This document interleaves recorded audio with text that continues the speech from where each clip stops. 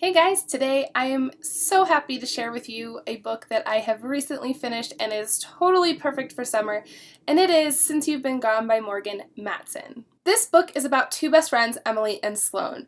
They are total opposites, and yet somehow their friendship works so perfectly.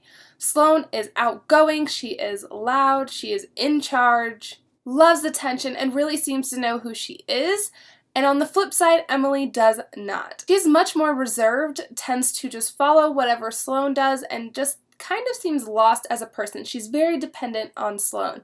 And I did find that to be just a tiny bit annoying, but I found Sloane a little bit more annoying, and I will share more of my thoughts on that a little bit later. Anyways, Emily returns from a family vacation to find that Sloane is just gone. And she kind of sits around and is panicking and is trying to find her best friend. And after a while, she doesn't hear from her. She kind of sulks. And then she gets this letter in the mail. Inside the letter are 13 things that Sloane has left for Emily to do over summer. Emily thinks that by completing this list, it will somehow bring her back to Sloane, or at least give her clues as to where she is. These 13 things on the list are definitely going to push Emily outside of her comfort zone, but she wants to jump in right away because she obviously is missing her best friend and wants to figure out what has happened. While Emily is attempting to check things off of this list, she ends up making some more friends outside of just Sloane. So this is a really great character growth that we see, and her kind of coming out of her shell. One of these characters happens to be a guy named Frank, and he is loved by all. He's extremely smart. He's student body president. She has no idea that he even knows her name. Frank ends up offering Emily help. He wants to help her on this adventure, help her check items off the list, and they start to develop this really great relationship. And at first it starts out as friends, and it kind of grows into a little bit more. It made me giddy and excited and happy, and I couldn't wait to see where they ended up. As Emily is checking things off of this list and the summer is progressing, we really see her kind of step out and become her own person. I actually really loved that Sloane ended up doing this. I thought this was such an incredible gift for her best friend to give to her, and just to kind of watch all of this unfold, I thought was really great. I really liked the family dynamics in this as well. I felt bad for Sloane and Frank, who didn't have great parenting, who weren't there to listen to them and help guide them. But Emily starts to figure out that yes, her parents are sometimes absent while they go off in this writing world and kind of seem to ignore everything, but they are always there. They at least touch base. They listen to her. And the little brother, Beckett, was so cute, and I really loved that aspect that she actually started to spend time with him. And I have a little brother who I really love and adore, so I was super happy with this, and think that siblings are also a really great gift and you need to cherish that time, so I really appreciated that the family element was also kind of tied in. The story continues. We're getting so close to the list being completely checked off, and we start to see that Emily is realizing her feelings for Frank. We are left questioning, is she going to tell him? What's going to happen? And like I said, I was giddy and excited and so happy about this. It was really cute. And just when I thought that she was going to tell Frank, they end up at Sloane's old house for this gala that Frank's parents are throwing, and everything's kind of in limbo at this point.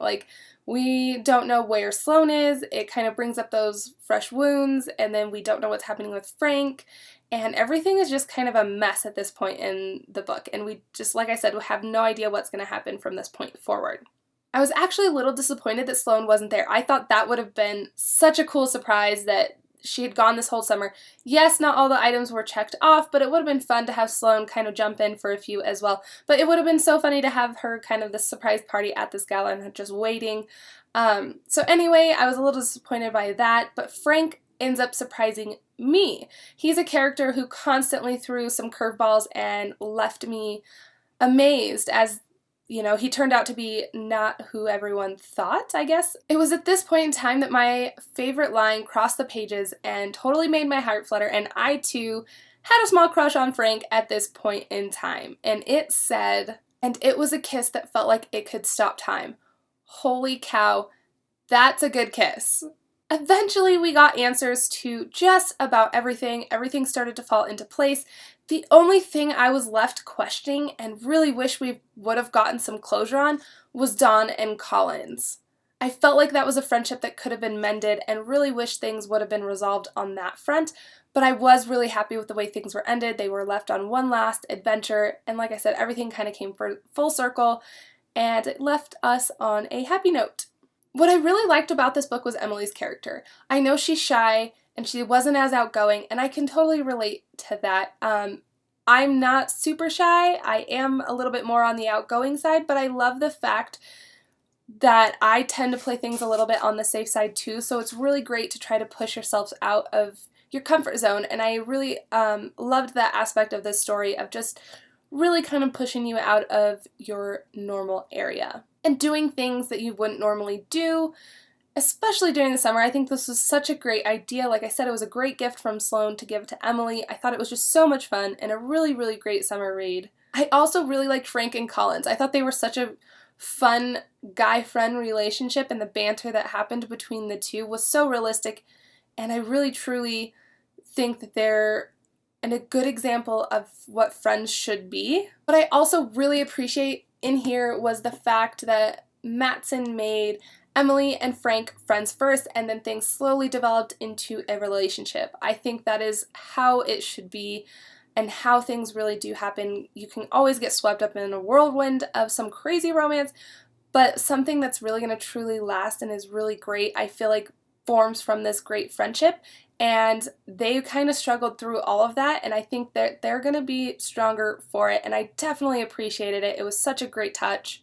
The playlist also had me humming through everything, and if there was a song that I didn't recognize, I did look it up, and I found a few songs to add to my playlist, so I thought that was a fun element to this and just something extra that was just, like I said, just fun. This book really gave me a lot of vibes of Paper Towns, so if you enjoyed Paper Towns, I really think you'll like this, so pick it up if you haven't and read it because it was so enjoyable, and like I said, a really good summer read. The reasons I found Sloan to be annoying was just the fact that she was constantly being idealized. I don't think she should have been. I also think she molds into who people kind of want her to be with each move that she did have. I felt like she should have also been more open and honest with her best friends. And lastly, I just feel like she didn't, honestly, when it comes down to it, know who she really was because she just wasn't comfortable in her own skin. So it was really nice to see that towards the end, that she actually could be herself and just be happy with that.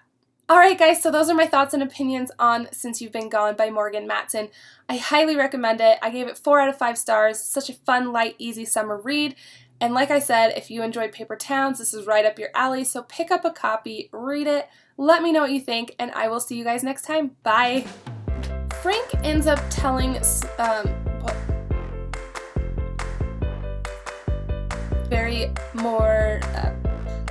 book is a